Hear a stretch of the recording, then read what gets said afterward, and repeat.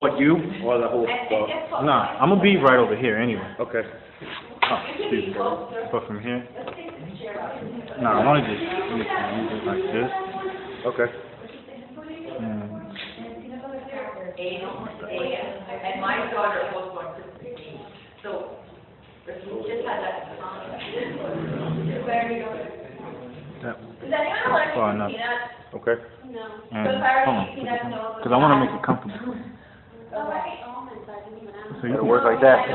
Just set it up like that. Make sure your fingers on. All right.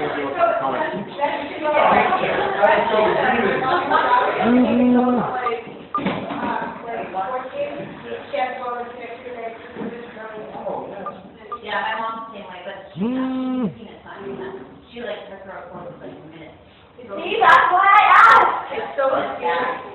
Right here at the bottom? Yeah. And she never looks to see if there's not anything to eat. I'm like, all right, Kevin's up. I have to look for it. Kevin's organizing himself.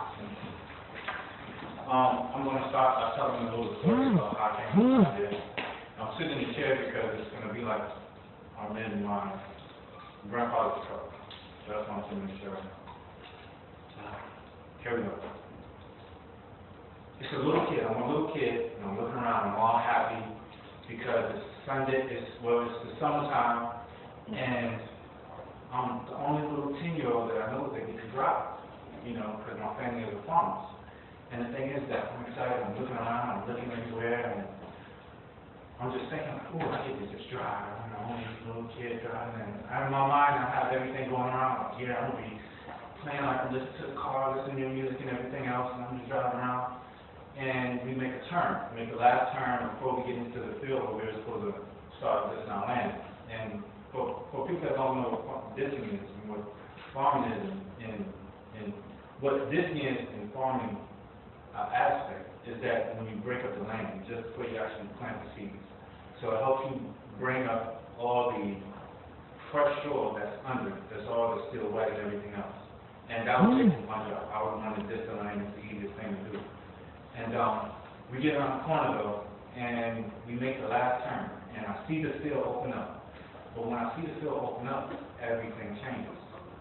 And what I see are layers, and I see layer upon layer upon layer, just corn, just simple corn. And I thought to myself, I said, why can't that really be a reality? And that whole day, I didn't even get to drive that day. I drove the next day, but I didn't even get to drive that day, and that picture stuck in my mind. And now I'm going to my presentation. But the thing is, when that stuck in my mind, what I do, I've always done this ever since I was younger, is when I have a dream or when I have something that sticks to my mind during the daytime, I go to sleep when I reflect on it before I go to sleep. And that was something I reflected on. And it brought me to an aspect of where that I figured out that there's a such thing that I can create, which is called greenhouseship. And these greenhouseships are basically an attempt to help provide food around the world. And that's why I want to start with this category right here. This side right here, population by category. Around the world, 10% of the people live on islands. Now, it may not seem like a lot, but you have to think. An island is not like a continent. An island can only sustain a certain amount of people.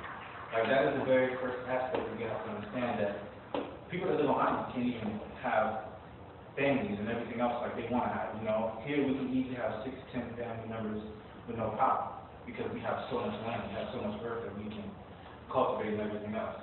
So, you know, that is one important number, 650 million people. It's close to 1 billion people on this earth that live on islands.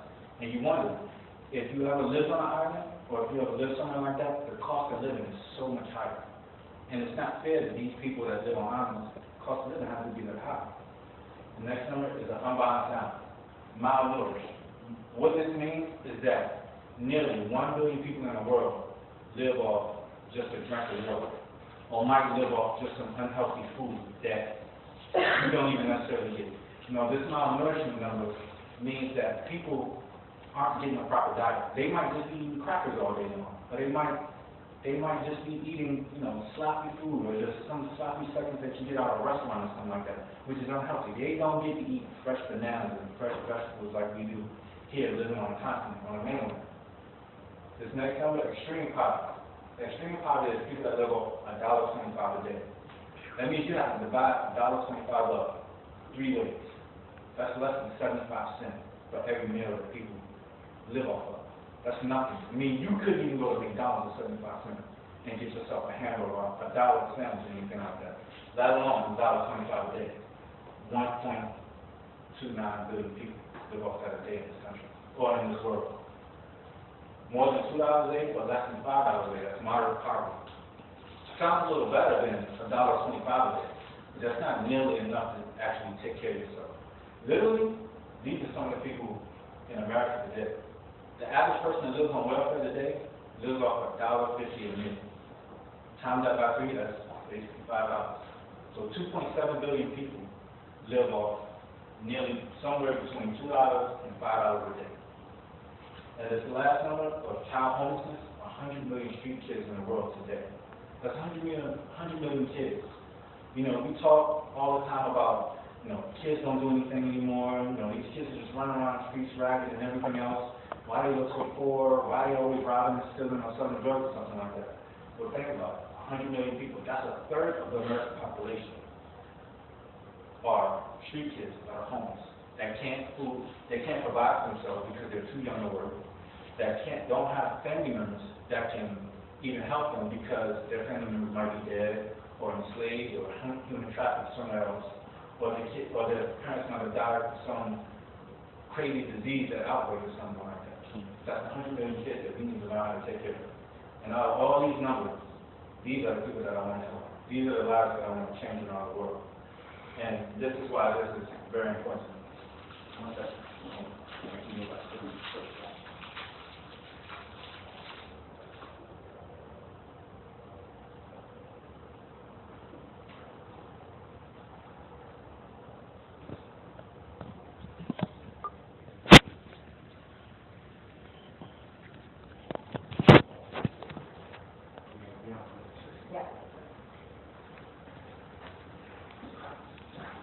Okay, this is my idea for greenhouseship. Like it says right here, I want to end poverty, I want to eliminate world hunger, I want to reform third world countries, and I want to bring more freedom to island nations, just like I explained. You know, ending poverty is something you have to understand. Food grows from the earth. We don't necessarily have to do anything. All we have to do is plant seeds and let it do itself, and it'll be it. I didn't touch it. Oh. Yeah, no problem. Oh, it's on my time, that's fine. He's like, oh. He's like, oh. What a great idea. What a wonderful, what about the use of your time on this planet? This is fantastic. But, to give a quick answer, that's just on the common thing. But the thing is that this is the size of the ship I want basically an aspect of the ship, the size of the cruise line. That's how I want these ships to be built. And the reason why I have this picture here is because this is an example of a body of how I want to use the ship. I want to be able to have food going all through here, from the floor of the ship itself and from the roofs. But I also want multi-layers going to space.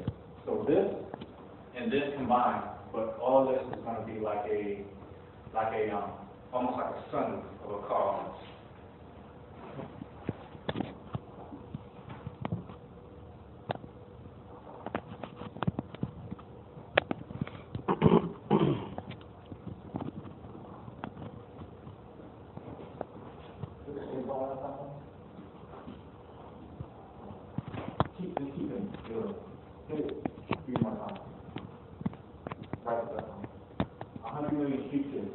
These are the basic vegetables that I want to grow. And the reason why I have these pictures here is because these are examples of how simple foods, that are healthy foods that can grow. Tomatoes and top certain plants.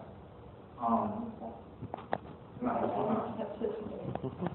know I want to do this sometimes.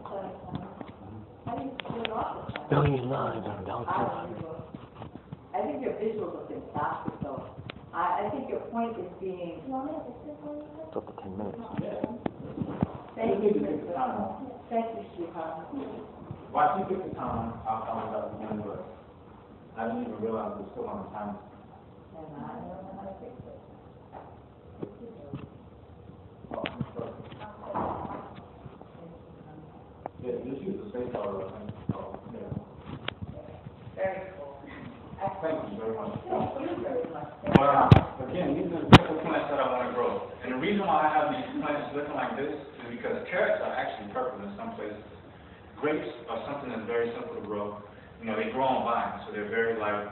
And dandelions, people don't understand that dandelions are overall health food that we can actually use. So those little dandelions that you see all in your yard and everything, you can actually take those up, and they have plenty of vitamins and nutrients that is just basic for our bodies. A lot of people don't understand that. That's what I'm. Poisonous. No, they're not. Really? No, they're not at all. Actually, some people take dandelions and make liquor out of them. Yep. And look at that. And soup with salad, yep. Could you hit the space bar one time? I think the lemon comes with Again? Okay. And this is how I plan on storing them. I want to have a big refrigerator on the ship that stores all these fruits to keep them fresh. Because if anybody does it on a farm or anything like that, or growing any food, the first thing you always want to do is freeze it, because that is the freshest point. When it comes right out of the ground, you freeze it, and that's how it stays fresh for a long time. Would you please space on it? Right here. Again, billions live on $1.25 a day. So this is a quote that I have from Confucius. What you don't want to be done to yourself, do not do to others. Plain and simple. Nobody in this room wants to starve.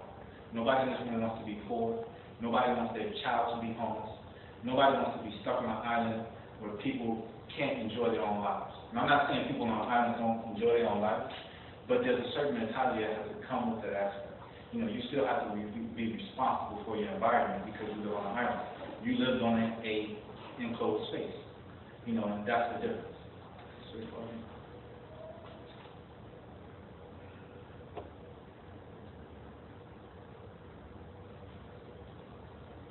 These are the powers that I want to use to power the ship. Satellites, well, not really satellites, but solar panels. They're going to be the size of satellites. So I'm going to be able to have the same dish network that you have out, the same dish type of thing that you have out in your yard. I'm going to put a bunch of these on the ship. You know, and a lot of people don't really understand that these things are pretty powerful, especially nowadays. 1 or 2 of these can power a home. So imagine having 10, 15 on a ship.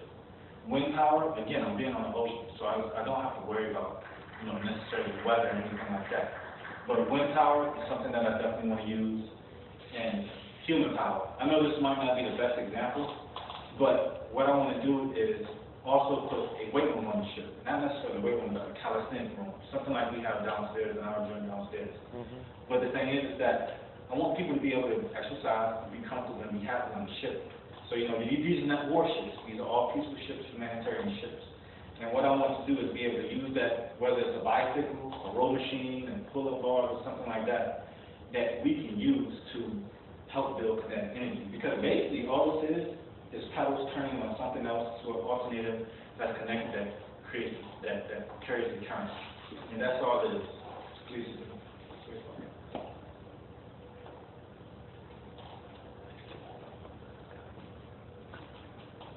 Right. These are other creature comforts that I want people to have. A round bed, because again, I want you guys to be able to live comfortable. Not you guys, but anybody that works on the ship. I want you to be able to live comfortably. You know, so I don't want you to sit there and think that you're going to be on some Navy ship, some little tight bunk that's the size of the desk right here, something like that. I want you to be able to understand that you're going to have a nice, beautiful bed to live on. This is another example of how simple plants can grow. You know, just in a small pot like this, you have 15 tomatoes on this one little plant. So imagine how much we can grow on a 365-day scale, or a 2-year scale, or, you know, 3-4 months.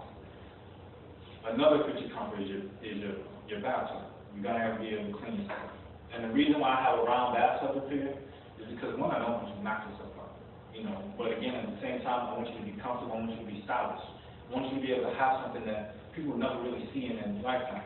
Like I said, I was talking about 100 million street kids. Some kids can't take showers. You know, and not necessarily that I want to have kids working on the ship, but just imagine when you get to sit back in a round tub, relax from a hard day of work or something like that. It's a beautiful thing to see instead of sitting in a white square tub in your house or something like that. right here. One very important economic factor about this pyramid is that we have to understand history. Our history that we live in comes from agriculture. You would not have none of these cities, none of these nations, none of these tribal communities, nothing out here that was organized without agriculture. That's the very basic start of agriculture. The very basic start of civilization. Before agriculture, we were all nomads. We were all just roaming this earth, following the cow, the buffalo, the camel, or something like that, to constantly find food. But once people learned how to grow their own food, we became civilized. When I mean civilized, I mean that we stopped becoming nomads. We learned that we can sit in one place and live our lives and create our own education system, our own form of government, our own money, our own trade, our own way of life. The second here is the government. So once we get past this, once we get past the agriculture part, and I can have supermarkets and people actually eat food and, less than 3 billion people on this planet starving anymore, I can learn how to create sustainable governance. Because if you look around the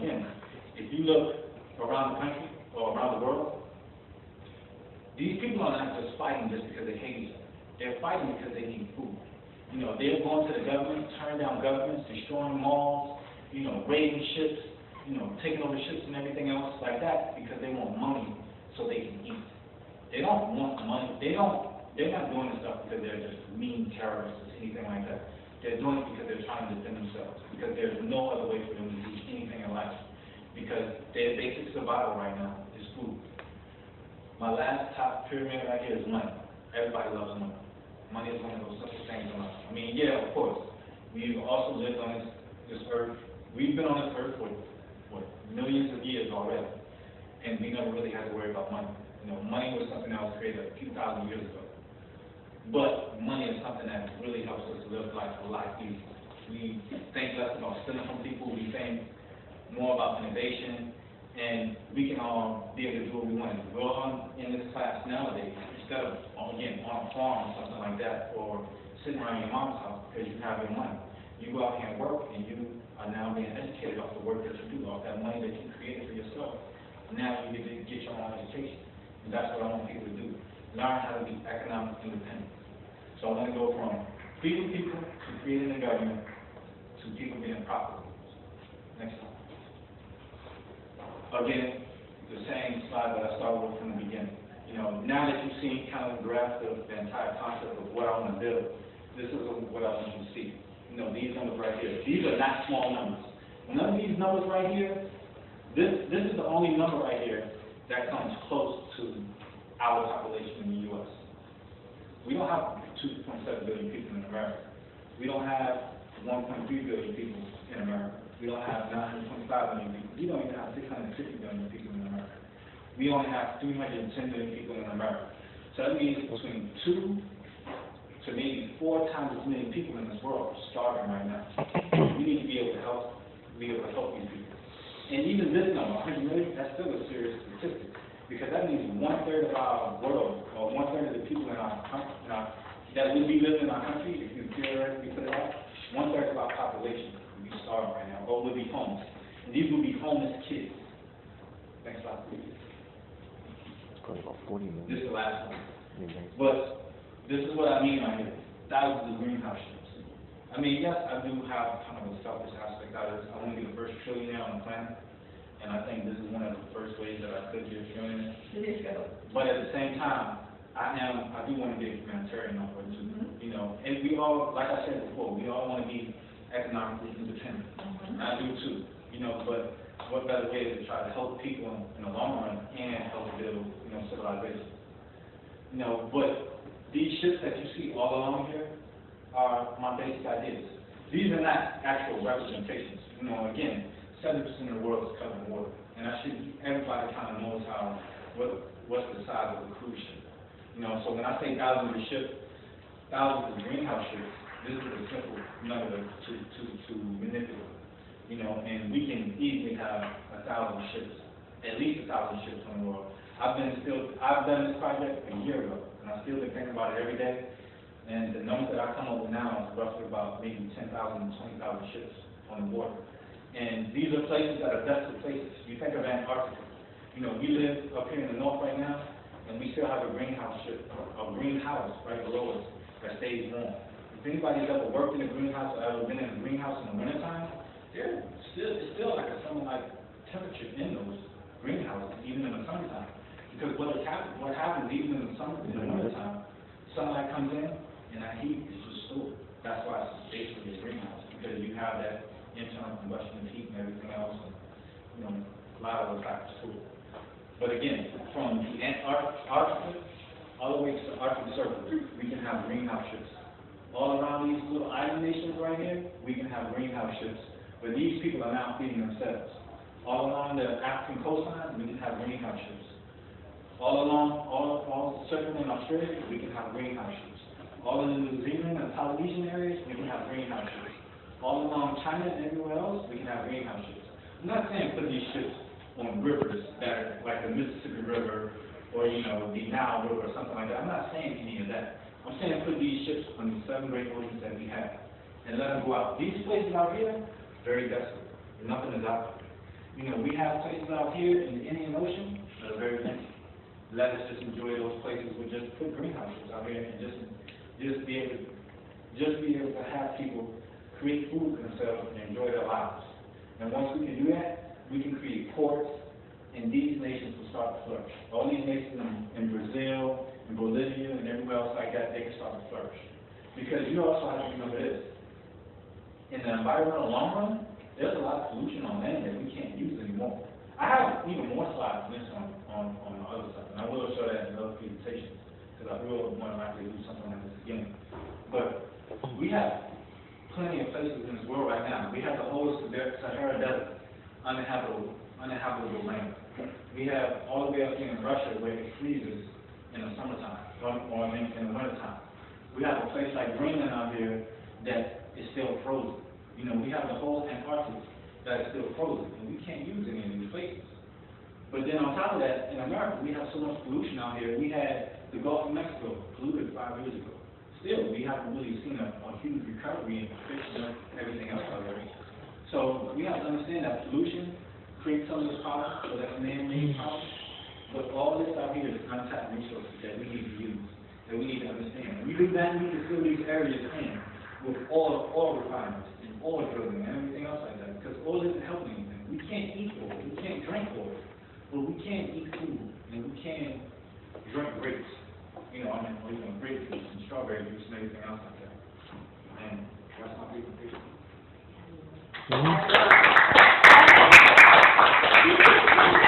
See, the first time students would hear me this concept and they'll say, I remember Kevin Hey, speaking recording about now? that. I think it's fantastic.